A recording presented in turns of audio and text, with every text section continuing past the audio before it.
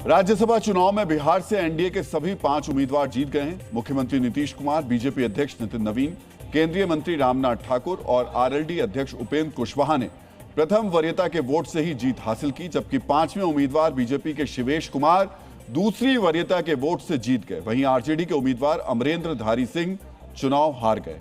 इस चुनाव में कांग्रेस के 3 और आरजेडी के 1 विधायक ने वोट नहीं डाला, जिसकी वजह से एनडीए की जीत तय हो गई। ओडिशा की 4 में से 3 सीटें एनडीए और 1 सीट पर बीजेडी को जीत मिली है। संसद में जारी गतिरोध जल्द दूर हो सकता है। लोकसभा की कार्यवाही से निलंबित विपक्ष के 8 सांसदों का निलंबन समाप्त होने वाला है। सूत्रों के मुताबिक लोकसभा स्पीकर के साथ सर्वदलीय बैठक के दौरान इस पर सहमति बनी। इसके बाद कल निलंबन खत्म करने का ऐलान हो सकता है।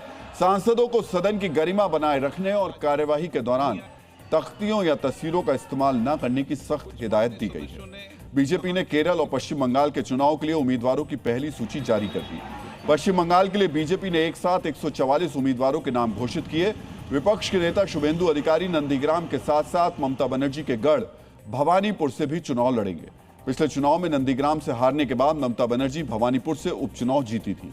बंगाल बीजेपी के पूर्व अध्यक्ष दिलीप घोष को खड़गपुर सदर से टिकट मिला है। केरल में बीजेपी ने 47 उम्मीदवारों के नाम तय किए हैं, जिनमें प्रदेश अध्यक्ष राजीव चंद्रशेखर को तिरुवनंतपुरम की नेमोम सीट से मैदान में उतारा गया है। पश्चिम बंगाल में विधानसभा चुनाव की तारीखों के ऐलान के साथ ही चुनाव आयोग एक्शन मोड में आ गया। आयोग ने बंगाल के 6 बड़े अधिकारियों का तबादला कर दिया। पीयूष पांडे की जगह सिद्धनाथ गुप्ता को नया डीजीपी बनाया गया। वहीं सुप्रीतम सरकार की जगह अजय नंद को कोलकाता के नए पुलिस कमिश्नर की जिम्मेदारी सौंपी गई है। इसके अलावा मुख्य सचिव और गृह सचिव का भी तबादला किया गया। चुनाव में हिंसा रोकने के लिए इस बार अर्धसैनिक बलों की 1000 कंपनियों को तैनात किया जाएगा। इनमें से 500 कंपनी बंगाल पहुंच भी चुकी है। उत्तर प्रदेश के मुरादाबाद में यूपी एटीएस ने आईएसआईएस के ऑनलाइन मॉड्यूल से जुड़े एक संदिग्ध आतंकी हारिश अली को गिरफ्तार किया है। हारिश सहारनपुर का रहने वाला है और बीडीएस सेकेंड ईयर का छात्र है। हारिश सोशल मीडिया पर फर्जी नाम से अकाउंट बनाकर युवाओं को जिहाद के लिए भड़का रहा था। वो अल तहेदा मीडिया फाउंडेशन नाम का ग्रुप चला रहा था और उसका मकसद भारत में शरिया कानून लाना था। आरोपों के मुताबिक हारिश पाकिस्तान और अन्य देशों के हैंडलर्स के सीधे संपर्क में था। आज भी भारतीय बाजारों में सोने और चांदी की कीमतों में गिरावट रही।